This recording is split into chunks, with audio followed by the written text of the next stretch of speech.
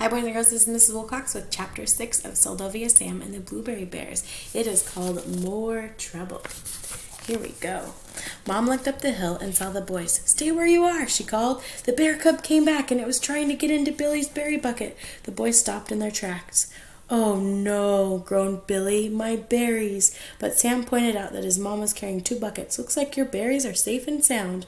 "Sam, Billy, don't come down into the meadow," Mom instructed. "The bear cub could still be around here someplace." She pointed with her arms. "Just head straight for the truck from where you are." Sam and Billy turned and started towards the road and the truck in the direction Mom had pointed. She called out again, "Don't stop to fool around, you two. As soon as I find Neptune, I'll meet you at the truck." "Okay, Mom," called Sam. He and Billy reached the crest of the hill. They looked around at the landscape and spread out below them. There, barely visible through some high alder bushes, was the dirt road, and they could just make out the old faded pink of the hood of the truck. "Hooray!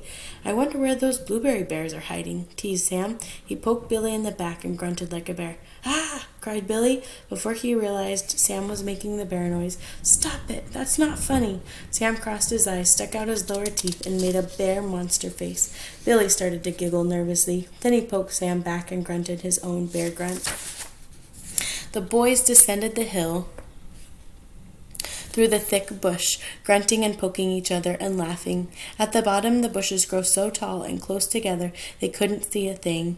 "I think the road is over this way," said Sam. "I think it's over that way," pointed Billy. "We should have figured this out when we were at the top of the hill," began Sam, but he was interrupted by the sudden crashing in the bushes very close to them.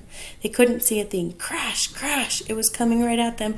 Oh my gosh, yelled Billy. "Bears!" He grabbed Sam, and thick brush exploded next to them with something black shot out. "Bears! Ah!" cried Sam, but it was Neptune. Neptune! What a relief! Sam and Billy grabbed each other and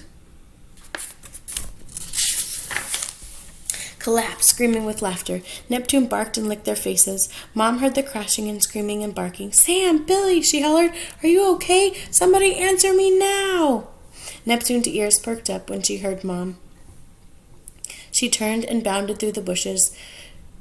Still gasping with laughter and trying to answer, the boys followed her. "We're fine, Mom," called Sam as he pushed aside some branches. There was a road, and there was the truck, and there was Mom. She looked about as upset and mad as Sam had ever seen her. Sam's smile disappeared. "In the truck, boys. I've had enough of this silliness for one day."